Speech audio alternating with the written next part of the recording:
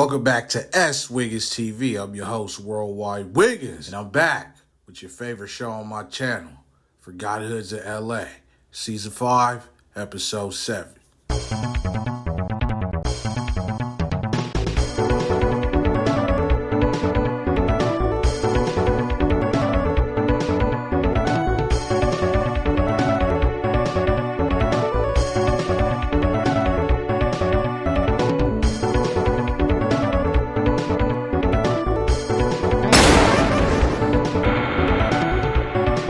First up, we got the BACC West Fidus Hoovers. Now here's something real interesting.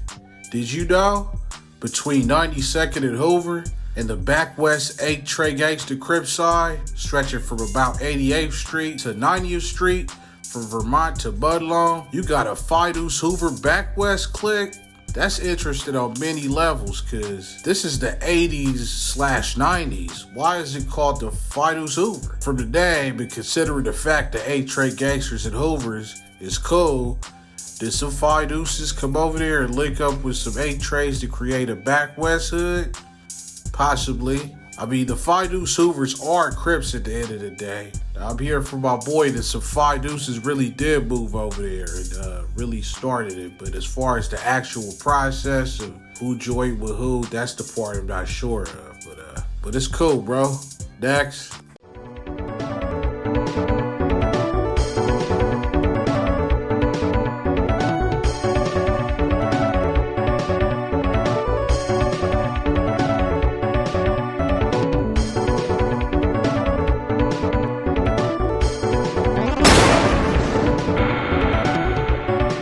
Hollywood Bloodstone Village. The Bloodstone Village is a reputable Damu hood that originated in the East Side Low Bottoms near 52nd and Hooper Avenue. But did you know that they got another hood out there in North Hollywood? This North Hollywood chapter stretched from Lakersham Avenue to Kahunga, if I'm saying it right, and then from Chandler to Addison. This section distinguished themselves by calling themselves the name Magnolia Boys / Magnolia Block, which is a street that runs through the heart of their hood. In the original Bloodstone Village hood, they are at war with other Bloods like the Fidus Pueblos. However, in this hood, they mostly beef with the Mexicans, a hood called the Southside Vinland Boys, who occupy a nearby building called the Clump Apartments. They also share half of their hood with another Mexican gang called the North Hollywood Locos, who go further up to North Burbank Boulevard.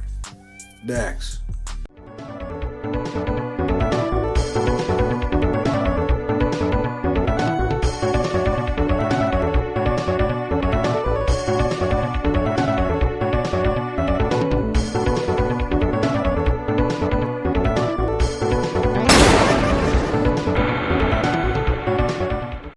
The First Street East Coast Crips. The First Street East Coast Crips originated in the Aliso Village section of East Los Angeles and was one of the only black gangs in that area, if not the only. However, I must clear up that the First Street East Coast did not get pushed out they hood. In 1999, Aliso Village was torn down and the First Streets were forced to relocate to other places after demographics had drastically changed. And they renamed the projects the Pueblo Soul, gentrified the place, gave them a hard time coming back. So that's what really happened. They did not get pushed out. One of the few places they reestablished their turf was Pacoima, a small city in the San Fernando Valley. As you might already know, Pacoima is already infested with the Piru Bloods. And these First Street East Coast Crips beef with them, along with the Legend Street Gangster Bloods, and a few of the local Mexican gangs. All right, next.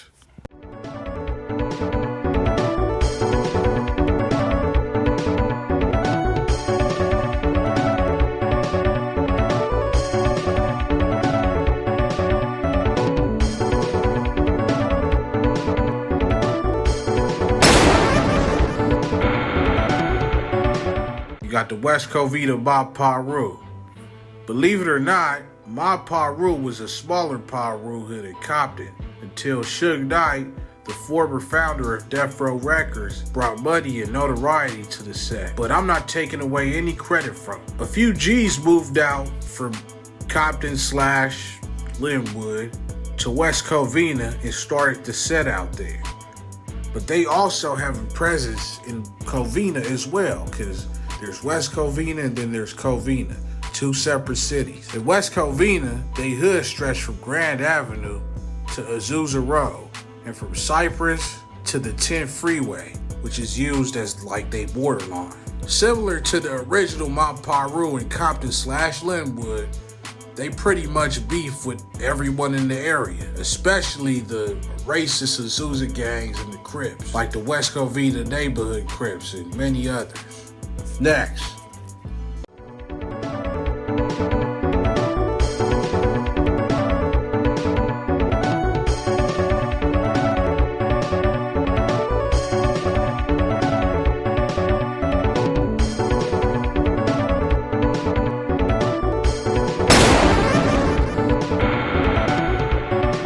You got the Brick Boy Cribs. Back in the days, kind of similar to the Grandies in Compton, at one point, Crips from all over LA County used to come to the Carmelitos projects just to kick it or do business. The Carmelitos are now home to the Northside Brick Boy Cribs, which is where they get their name from, I would assume, because it's the bricks, you know, the project. Compared to other hoods in the LBC, like the Roller 20s and Insane, whose origins can be traced way back to the 70s, the Brick Boy Crips would be considered a newer set, which some say traces back to like the early 90s. But if that's true, y'all make me feel younger, because let me tell you, I'm born in 93 and I feel old as a mother. But anyway, they wear yellow rags too, and they rock A-hats to represent Atlantic Avenue, which is like one of the main streets in they hood. Jabalo, who used to be a former artist of Snoop Dogg, and kind of had a major buzz going back in the mid-2010s, like 2015, 2014, if I remember right, 2016. He's from this hood, and I still listen to Jabalo, and I'm gonna say this for me. A lot of people say Jabalo, he's a you-know-what, claiming they got paperwork on him. I ain't seen no paperwork on Jabalo. As a matter of fact, when he came home, he went back in his hood and shot a video. And they said he was good there. Shouts out to Jabba, man. And he's locked up right now. So, free Jabba. Shouts out to the Brick Boys, man. Next.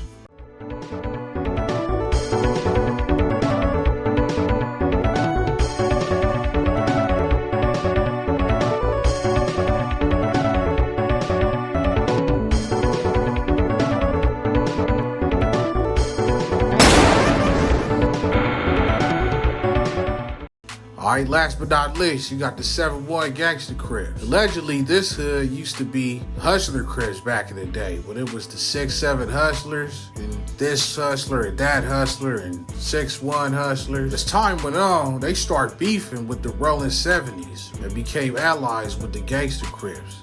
Some may argue that the 7-1 Gangster Crips is a clique of the 8-Tray Gangsters, but I would say that they are their own set.